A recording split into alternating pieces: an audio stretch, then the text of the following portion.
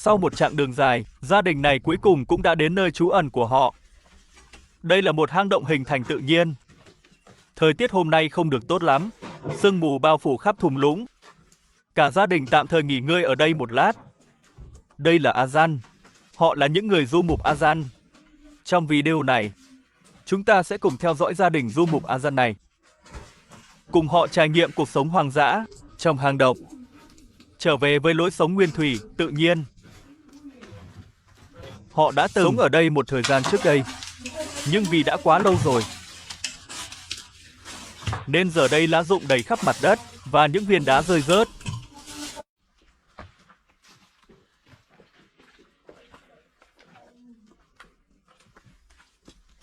Sau khi dọn dẹp sạch sẽ, các thành viên trong gia đình chuẩn bị lên núi sau để tìm củi.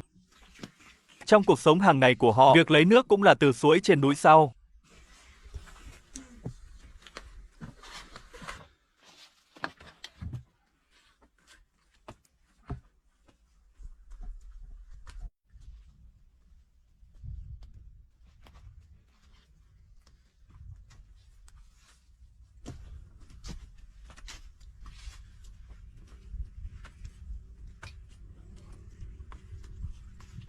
Cuộc sống du mục là một lối sống khá nguyên thủy. Những người du mục Azan là một phần không thể thiếu. Trong lịch sử và văn hóa Azan, những dân tộc này sống trên các thảo nguyên và vùng núi khắp Azan từ lâu. Họ đã dựa vào sự hiểu biết sâu sắc về tự nhiên và việc sử dụng khéo léo tài nguyên thiên nhiên để dần hình thành lối sống độc đáo này.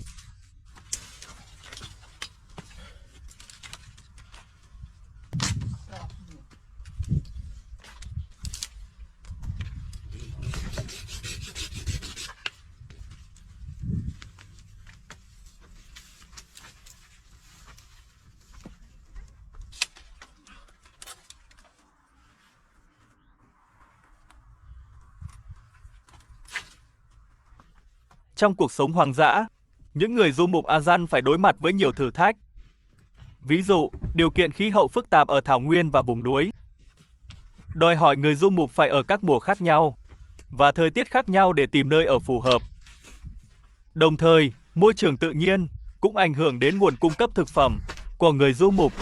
Họ cần tìm kiếm các loại trái cây và rau dại ăn được, cũng như thu thập hạt và rễ cây làm nguyên liệu. Điều này đòi hỏi người du mục phải có kiến thức và kỹ năng sinh tồn phong phú trong tự nhiên để tìm thức ăn và nước uống giữa hoang dã. Đồng thời, họ cũng phải tránh xung đột với động vật hoang dã.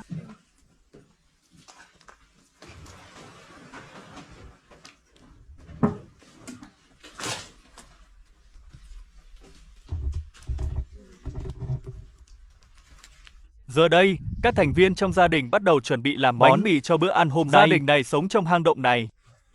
Việc lựa chọn nơi ở này không phải là ngẫu nhiên. Địa hình thảo nguyên và vùng núi của Azan rất phức tạp, môi trường khí hậu địa phương cũng rất thất thường.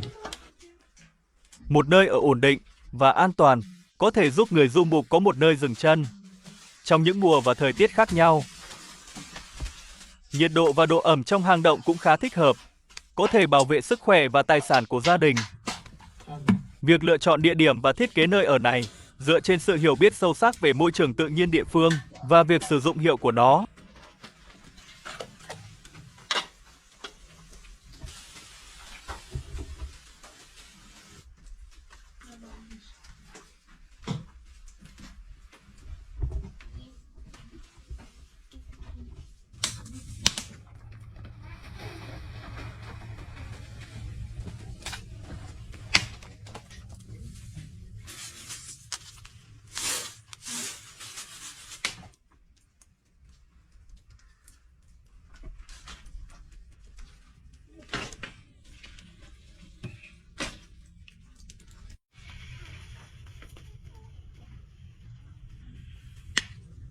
Đây là món khô sữa nãi ca giá được chế biến từ sữa cừu tươi.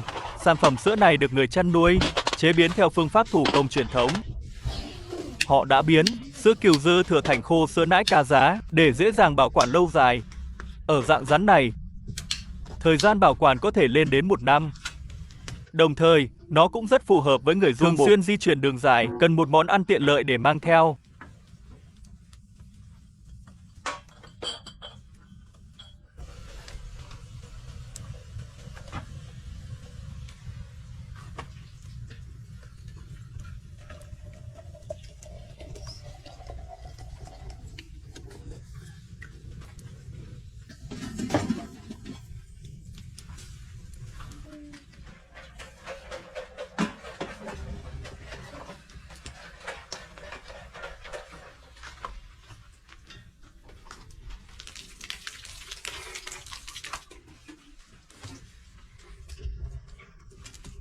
Cho khô sữa nãi ca giá vào một vật chứa, rồi đổ thêm một ít nước vào, dùng gậy hoặc vật cứng khác đập vỡ nó.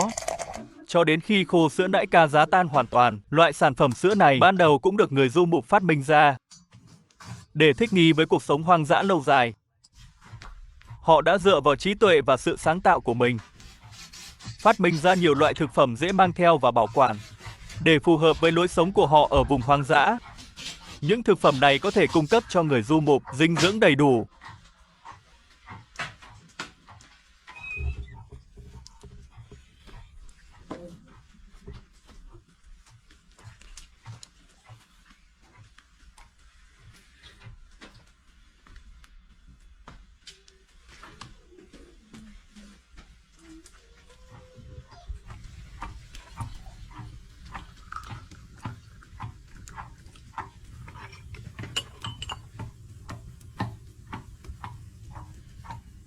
Ngoài những thách thức từ môi trường tự nhiên, người du mục Azan còn đối mặt với những khó khăn về mặt xã hội và văn hóa, vì lối sống của họ khá cô lập, nên họ cần tự giải quyết mọi vấn đề, bao gồm cả y tế và giáo dục.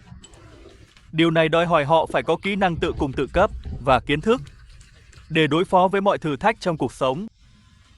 Tuy nhiên, chính vì những khó khăn mà người du mục Azan phải đối mặt trong cuộc sống hoang dã, họ không ngừng thích nghi và thay đổi lối sống của mình, từ đó duy trì được nền văn hóa độc đáo và lối sống của họ.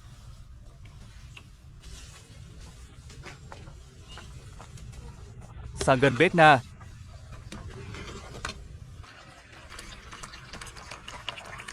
cho khô sữa nãi ca giá đã hòa tan vào cơm.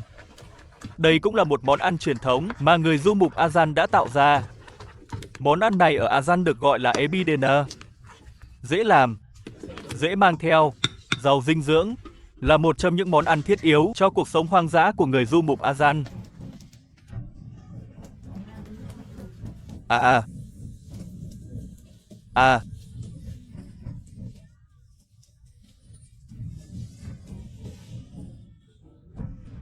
Đây là một cặp bé gái song sinh đáng yêu. Các bé rất năng động và dễ thương như một tia nắng chiếu sáng cả hang động.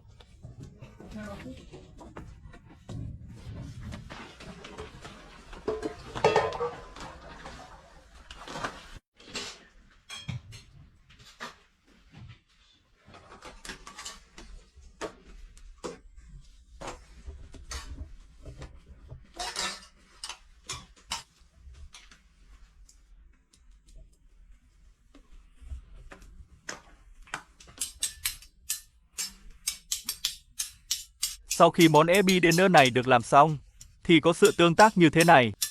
Là món ăn truyền thống của người du mục Azan.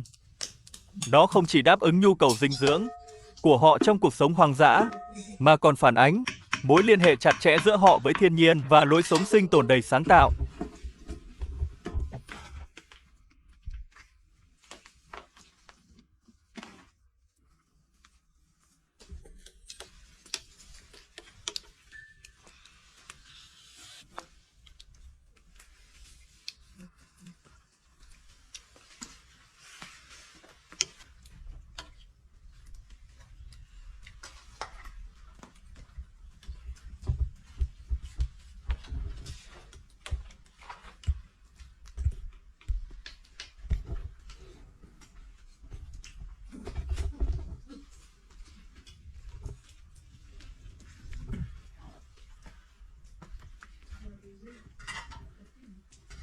Trong những ngọn núi lớn ở Tây Nam Azan, có một gia đình du mục đang sinh sống. Họ sống trong một căn nhà nhỏ đá và đất sét. Đây là một phong cách kiến trúc đặc trưng của địa phương. Người phụ nữ chủ gia đình này đang chuẩn bị bữa sáng. Mỗi buổi sáng sớm, các thành viên nam trong gia đình sẽ ra ngoài trông coi đàn cừu, tìm kiếm thức ăn và nước uống, để lại phụ nữ chăm sóc con cái và gia đình. Gia đình này thuộc bộ lạc Bakhtiari. Bộ lạc này có lịch sử lâu đời. Tổ tiên của họ từng là một dân tộc du mục hùng mạnh trong đế chế Bà Từ cổ đại, đóng một vai trò quan trọng.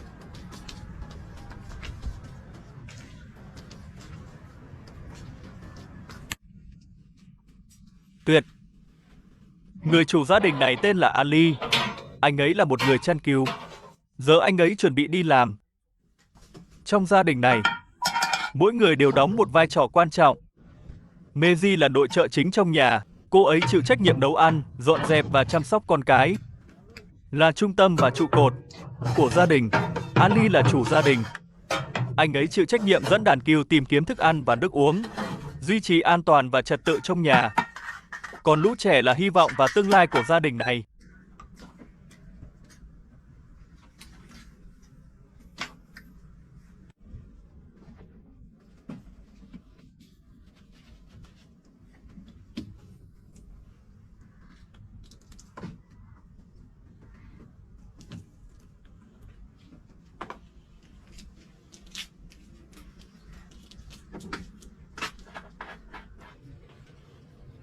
Cuộc sống của gia đình này đối với chúng ta có vẻ rất khắc nghiệt.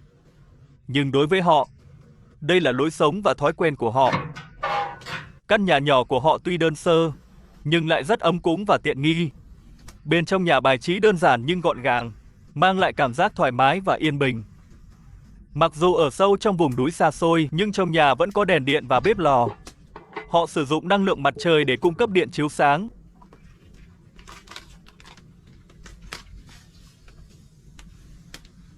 Người mẹ đang ở bên sông, đứa trẻ đang chơi điện thoại di động bên cạnh.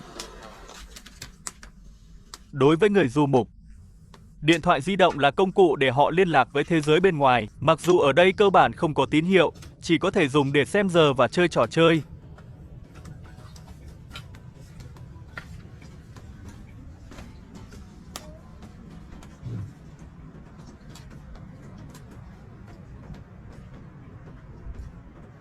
Cuộc sống hàng ngày của gia đình này không thể tách rời thiên nhiên. Lối sống của họ gắn bó mật thiết với thiên nhiên.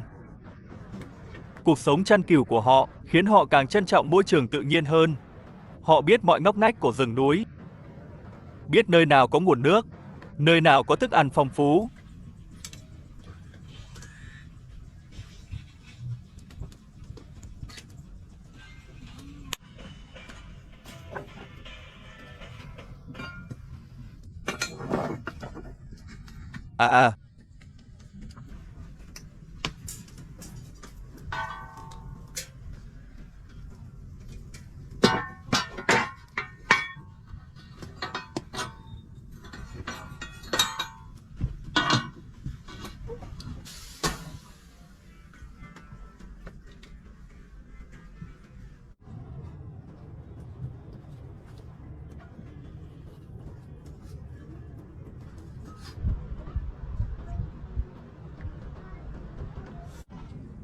À, đây là bột mì vừa được trộn, nhưng đã biến thành bột lòng.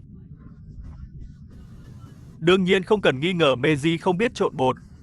Hôm nay cô ấy đang làm một trong những món ăn truyền thống của Azan gọi là bánh màng ba tư xài đến đích. Bột của bánh màng ba tư rất lỏng, giống như bột nhão hoặc cháo loãng. Đổ bột lên chảo phẳng, dùng tay phết thành hình tròn như bánh.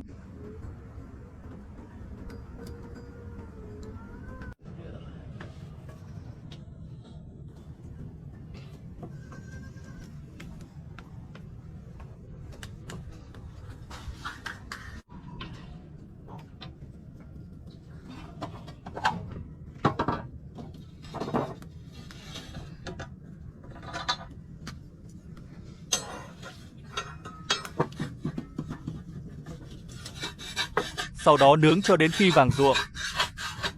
Đặc điểm của bánh màng ba tư là mềm, đàn hồi và cũng khá mỏng.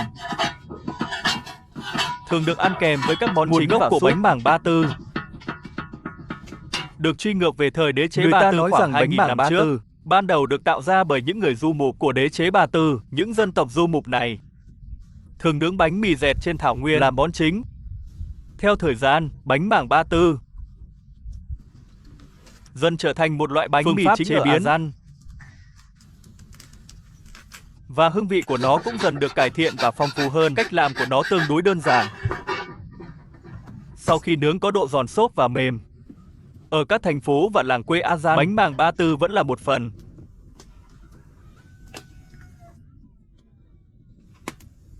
Không thể thiếu trong cuộc sống của mọi người. Đây là sữa cừu tươi vừa vắt.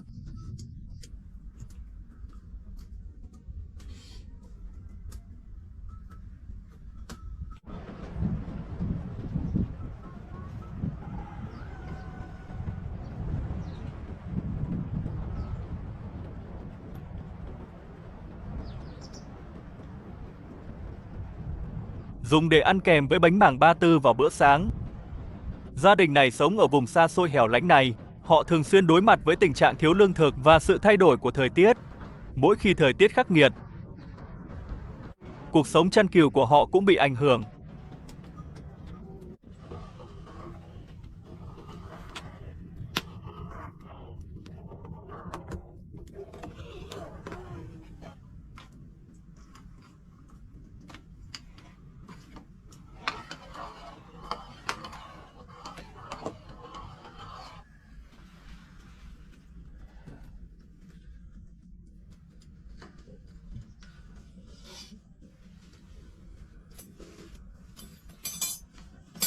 Điều này khiến họ cảm thấy rất lo lắng và bất lực. Bánh mảng ba tư, với tư cách là một loại bánh mì đã trải qua hàng nghìn năm mưa nắng, nhưng vẫn là một phần không thể thiếu trong cuộc sống của mọi người. Nó không chỉ đại diện cho ẩm thực và hương vị, mà còn là hiện thân của văn hóa và truyền thống Azan. Bánh mảng ba tư, giống như những người du mục,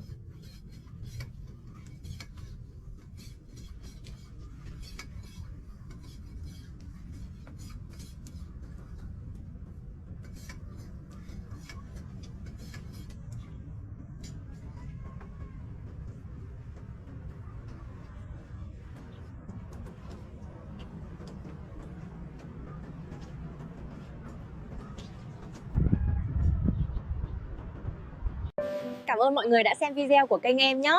Nếu thấy hay, hãy like và sub kênh để em có động lực ra thêm nhiều video hay nữa nhé.